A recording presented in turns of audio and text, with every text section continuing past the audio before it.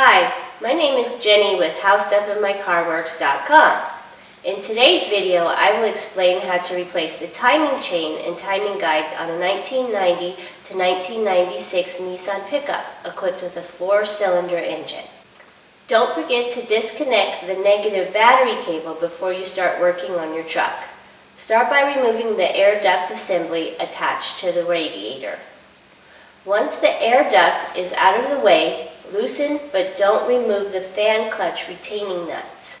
Remove the fan shroud screws and remove the fan clutch nuts you loosened earlier. Remove both the fan assembly and the fan shroud at the same time. Loosen the power steering pump retentioner pulley nut.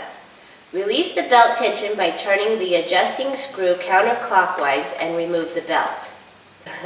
Loosen the lower alternator bolt.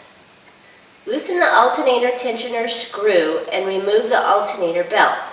Remove the adjusting bolt and move the alternator away from the cylinder head.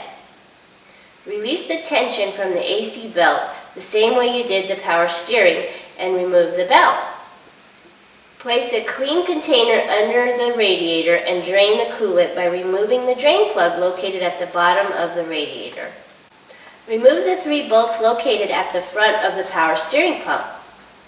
Remove the remaining bolts located at the back of the pump. Slide the pump away from the mounting bracket and set it aside. Note that it is not necessary to disconnect the power steering hoses. Remove the bolts that secure the power steering bracket to the cylinder head shown in the image. Remove the bolts located on the opposite side. Remove the bracket bolt located on the driver's side near the distributor and remove the bracket.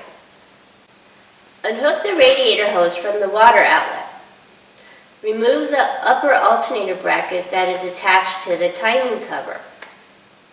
Remove the valve cover bolts and remove the valve cover. Align the TDC mark on the harmonic balancer with the TDC pointer on the timing cover. Make sure that the timing mark on the camshaft sprocket is also on the TDC, otherwise the engine will be 180 degrees off. Make sure that the ignition rotor is pointing to the number 1 cylinder. Remove the crankshaft center bolt and remove the harmonic balancer using a harmonic balancer puller. Use white paint to mark the relationship of the distributor with the cylinder head and the ignition rotor to the distributor housing. Remove the 2 bolts and remove the distributor. Remove the 4 bolts that fasten the oil pump and remove the oil pump and the oil pump shaft. Remove the upper timing cover bolts. Remove the front timing cover bolts. Remove the front oil pan to timing cover bolts and remove the timing cover.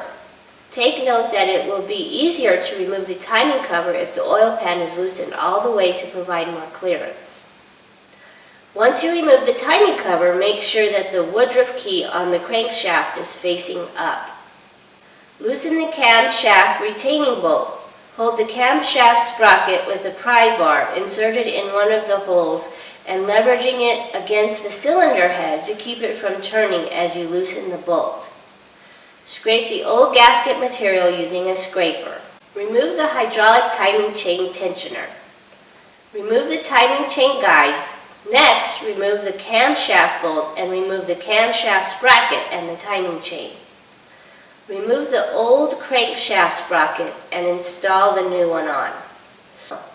Install the new camshaft sprocket and tighten the bolt to 100 foot-pounds. Install the new chain with the bright color links aligned to the dots on the camshaft and crankshaft sprocket to ensure that the engine timing is 100% accurate. Lubricate the new chain and sprockets with the engine oil to avoid a dry startup that could cause premature wear. Install the timing chain guides. Submerge the hydraulic tensioner in new engine oil for a few minutes and install it on the engine. Tighten the bolts and remove the pin to allow it to operate. Remove the old crankshaft seal by tapping it out with a blunt chisel from the inside of the timing cover. Clean the timing cover and install the new seal using a piece of wood and a hammer. Once the seal is installed, lubricate the lip with engine oil or petroleum jelly. Install the new seals located on the front of the engine block. Apply a generous coat of gray RTV silicone to the timing cover and install it on the engine. Make sure all the timing cover bolts are tight. Apply silicone to the edge of the oil pan and tighten all the oil pan bolts. Fill the new oil pump with clean engine oil. Install the new oil pump gasket on the pump and install the pump with the shaft installed on it. Don't tighten the oil pump bolts till after you have installed the distributor back on and you have made sure that the marks you painted on the distributor and the cylinder head are aligned.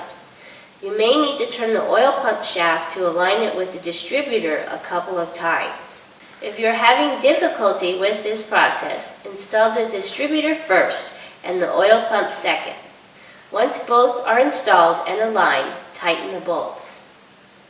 Install the remaining components in the reverse order they were removed. Apply a light coat of silicone to the edges of the front and rear rubber seals before installing the valve cover.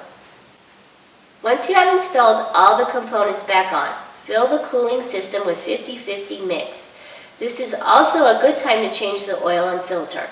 Start the engine and inspect for leaks.